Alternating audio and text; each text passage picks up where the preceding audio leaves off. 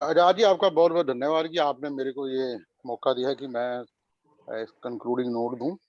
मैंने सागर जी की पूरी बात सुनी, उन्होंने बहुत अच्छे ढंग से अपनी बात को रखा, पूरे तथ्यपूर्वक और डाटा के साथ उन्होंने बताया कि कैसे कैसे ईवीएम। मैं इसमें एक बात जोड़ूंगा, देखो ये बात तो बिल्कुल सही है कि जिन लोगों के साथ हमारी सदियों से लड़ाई चल रही है वो हमें किसी न किसी तरीके से आगे बढ़ने से रोकेंगे। चाहे वो शंभू को, चाहे वो द्रोणाचार्य ने एकलव्य का अंगूठा काटा, गुरु गोविंद सिंह जी की झूठे शिकायतें लगा के राज में उनका कत्ल करवाया, जब ज्योतिबा फूले जी काम कर रहे थे उनके साथ क्या क्या हुआ, बाबा साहब के साथ क्या हुआ, मान्यवर साहब के साथ क्या हुआ। जब जब भी हमारे लोग अपने मान सम्मान के लिए या अपने आप को ताकतवर करने के लिए, सत्ता के नजदीक जाने के लिए, राजनीति के लिए आगे बढ़ेंगे तो उनको रोकने का काम मनुवादी ताकतें वो करेंगी। ये इतिहास गवाह है, वो करते आए हैं, ये उनका स्वभाव है, ये उनका हित है, वो करेंगे, वो कभी नहीं रुकेंगे। ये हम लोगों ने देखना है कि हमने आगे कैसे बढ़ना है।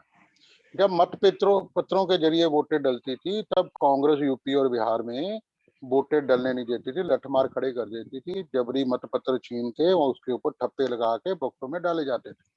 और जब बक्से में डल भी जाती थी, हमारे लोग वोटें डाल लेते थे, वो मत पत्र की जो पेटियां थी वो लेके भाग जाते थे। हमारे पंजाब में भी ऐसी बहुत सारी घटनाएं हमने देखी भी हैं, हुई भी हैं, और इसके सबूत और तथ्यपूर्वक पूरे किताबें भी लिखी हुई हैं, इसके ऊपर मिलता है सारा कुछ।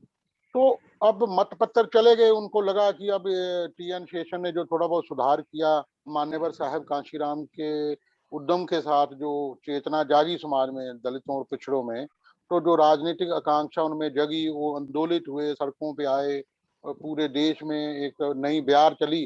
तो इनको लगा कि अब ये चीज जो है कि हम इसको कैसे कंटेन करें, तो उन्होंने ईवीएम का एक नया हथकंडा अपनाना शुरू कर दिया।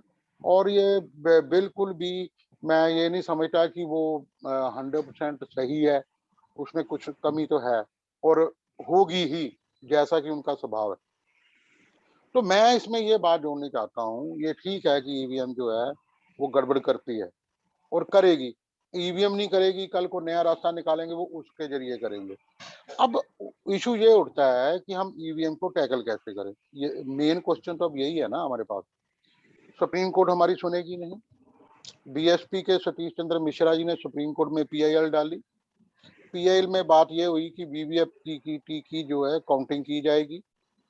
और भी बहुत सारे, मतलब कि कल अकेले वो नहीं थे, और भी बहुत सारे साथियों ने पूरे भारत से लोगों ने अपनी पीआईएल डाली, ईवीएम के खिलाफ डाली। पार्लियामेंट में भी इसके बारे में क्वेश्चन उठा, मीडिया में भी इसके बारे में सवाल उठाए गए।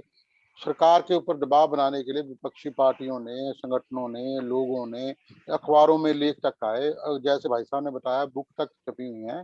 तो लेकिन इसमें विषय ये आ गया कि वो क्यों करेंगे, वो ईवीएम को क्यों हटाएंगे जो उनका हित पूर्ण करती है, उनका स्वार्थ की पूर्ति करती है, जो उनको ताकतवर बनाती है, वो बंद क्यों करेंगे। और हम बंद करवाने के लिए क्या करेंगे, सुप्रीम कोर्ट जाएंगे, सुप्रीम कोर्ट नहीं मानती, पार्लियामेंट में हमारी मेजोरिटी नहीं है, मीडिया उनका है, सरकार उनकी है, तो कैसे खत्म करेंगे।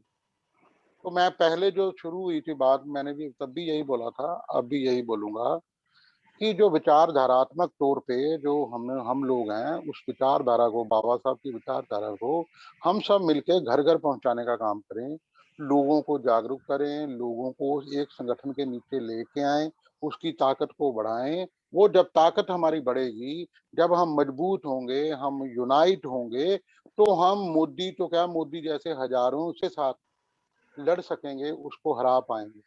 ऐसे हम हरा नहीं पाएंगे। ठीक है, मैं किसी बात में सही हो सकता हूँ, लेकिन उसका मतलब ये नहीं है कि मैं साथ वाले अम्बेडकरी को नीचा दिखाने की कोशिश करूं, जो संगठन पिछले 40 साल से काम कर रहा है उसको नीचा दिखाने की कोशिश करूं। यहाँ तो हमारे पास एक कोई ऐसा, मेरी पर्सनैलिटी में इतना दम हो, मेरे में इतना दम हो कि मैं अपनी लकीर बड़ी खींच के दिखा दूं समाज को और देश को, कि मैं इससे ज्यादा बढ़िया काम कर सकता हूँ, इससे बढ़िया मैं ताकतवर हूँ, और इससे बढ़िया मेरे पास समझ है, और मैं लोगों को दिशा दे सकता हूँ, और मेरे में इतनी समर्था है कि लोग मेरे पीछे आएंगे और मेरी बात मानेंगे। तो मैं तो कम से कम खुद में ऐसी कोई गुण मानता नहीं हूँ। मेरे को तो सिर्फ इतनी समझ आ रही है कि जो मान्यवर, जो बाबा साहब ने विचारधारा दी थी, जो मान्यवर साहब ने जो हमें रास्ता दिखाया था, हमें उस रास्ते का पालन करना है। अगर उस रास्ते में चलते हुए कोई दिक्कतें हैं, उसके साथियों में जो कुछ कमियां हैं, तो वो सब हम साथ मिलके ही दूर कर पाएंगे। बाहर खड़े होके ईंटे बट्टे मारने से या लांछन लगाने से, एक दूसरे को नीचा दिखाने से अम्बेडकरी आंदोलन और बहुजन आंदोलन मजबूत होने वाला नहीं है। हमें सभी को एक दूसरे की बाजू पकड़ के इस अगर हम यूनिटी बनाने में ही कामयाब हो जाते हैं। बहुजन समाज पार्टी को पिछले 2019 के इलेक्शन में 2 करोड़ 29 लाख वोट पड़े हैं। ठीक है, अगर हम उसको एक पैमाना मान लें, अगर हम फिर से जोर लगाएं और काम करें पूरे भारतवर्ष में, तो हम 32 शेड्यूल कास्ट और शेड्यूल ट्राइब की वोट ही जोड़ रहा हूं मैं इसमें, बैकवर्ड की वोट को मैं अभी नहीं जोड़ रहा इसमें। अगर अपने लोग ही इकट्ठे हो जाएं, जिसमें से उसमें से अगर 60% वोटर ले लें, 6 18 करोड़ बनते हैं हम, 18-19 करोड़ लोग हम बनते हैं। और बीजेपी की 2014 में 17 करोड़ वोट पड़े और 2019 में उसको 22 करोड़ वोट पड़े। तो मेरा कहने का मतलब है, वोट सिर्फ एक सत्ता हटाने का ही तरीका नहीं है, लेकिन अगर हमारे लोग इकट्ठे हो जाते हैं तो हम किसी भी शक्तिशाली सरकार को दबा पाएंगे और अपनी बात मनवा पाएंगे। आज अगर भारत में चारों तरफ दलित दलित हो रहा है, हमारे पंजाब में तो दलित मुख्यमंत्री बनाने की बातें हो रही हैं, तो ये क्यों हो रही हैं, किस वजह से हो रही हैं? क्योंकि उनको लगता है कि अम्बेडकर आंदोलन, जो बहुजन आंदोलन है, वो आगे बढ़ रहा है, लोगों में जागरूकता बढ़ रही है। तो मैं आप सभी से यही निवेदन करूंगा, हमें इस समय पे जो जिसके साथ हमारी टक्कर है वो ताकतवर लोग हैं, सदियों से ताकतवर लोग हैं, वो हमें इकट्ठे नहीं होना देना चाहते, क्योंकि ये उनके अहितकारी होगा, उनके स्वार्थ को धक्का बचाएगा, उनको कमजोर करेगा। तो हमें उसकी स्ट्रेटजी को समझते हुए हम जितने भी संगठनों में लोग काम कर रहे हैं, जितनी भी पार्टियों में लोग काम कर रहे हैं, हम लोग एक दूसरे की टांग खींचने की बजाय, एक दूसरे को नीचा दिखाने की बजाय, एक दूसरे से ज्यादा समझदार होने के दिखाने की बजाय, करुणा और मैत्री का जो गौतम बुद्ध ने संदेश दिया है, उसका पालन करते हुए इकट्ठे होकर चलें, और तभी हम इन सभी समस्याओं का हल कर सकते हैं। नहीं तो अकेला अकेला कोई कुछ नहीं कर सकता।